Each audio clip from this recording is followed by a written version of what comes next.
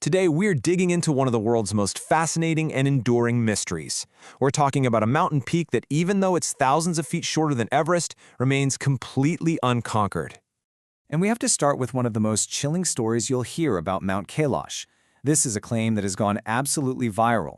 The idea that the mountain is guarded by some kind of supernatural force that literally ages you to death if you try to climb it. But is any of that true? So that brings us to the big question, right? Everest is the tallest mountain on Earth, a brutal, brutal challenge, and yet thousands of people have stood at its summit.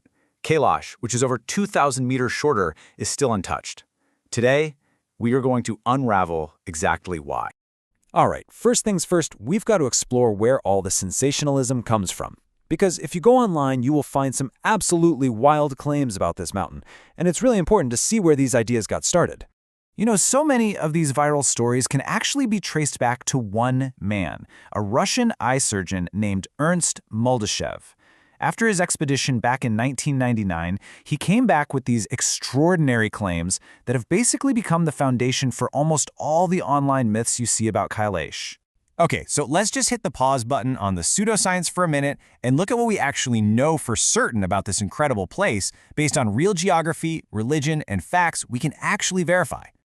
Geographically speaking, look, Mount Kailash is a pretty significant peak in the Himalayas, but it's not even close to being the tallest. Its location, though, way out in a remote part of Tibet, that has always added to its mystique. Now, this is where Kailash is just completely unique. It's considered the most sacred place on Earth for 4 completely different religions.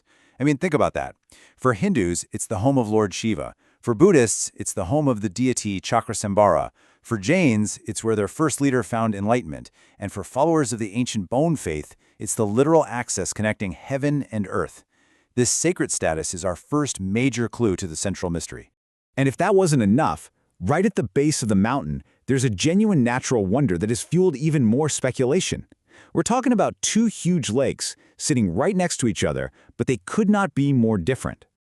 The contrast here is just stark. You have Lake Mansarovar, a freshwater lake, teeming with life, seen as a place of absolute purity. Then, separated by just a tiny sliver of land, you have Rakshas Tal, a saltwater lake, so barren that nothing lives in or around it, which is why it's called Demon Lake. It's a true natural marvel. So, with all these incredible claims and these genuine natural wonders, it's pretty easy to see how myths can take hold. But how do the most fantastic stories stand up when you actually bring science into the picture? Let's tackle the biggest one right out of the gate. The idea that Kailash is some kind of time machine, where a day can age you by weeks, causing your hair and nails to grow at an impossible rate. Well, the long and short of it is, there is zero scientific evidence to support this. The physical symptoms people report, the headaches, the confusion, are classic, textbook signs of altitude sickness. And that story about the Siberian climbers? Turns out it's just a story, probably started by Dr. Muldashev, with no official records anywhere to back it up.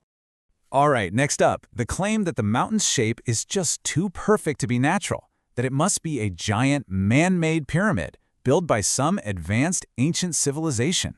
So while its shape is definitely striking, geologists will tell you it's a completely natural formation. It's called a horn, and it's carved by glaciers moving down the sides of the mountain. And as you can see, it's not entirely unique. The famous Matterhorn in the Swiss Alps has a very similar shape, formed by the exact same natural process.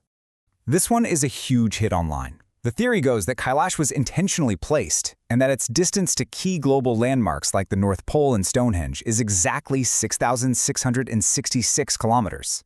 Yeah, the numbers just don't add up. They're close enough to sound really mysterious if you don't check the facts, but they're not exact. It's a classic case of cherry-picking data to fit a cool theory. The myth of a mathematically perfect placement is just that, a myth. Okay, so if it's not time machines, aliens, or secret portals, we are right back to our original question. What is the real reason no one has ever stood on the summit of Mount Kailash? The answer doesn't lie in science fiction. It lies in human respect.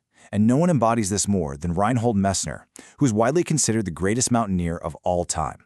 This is the first person to climb all 14 peaks over 8,000 meters, and who summited Everest without any supplemental oxygen. If anyone could climb Kailash, it was him. And here's how it all unfolded.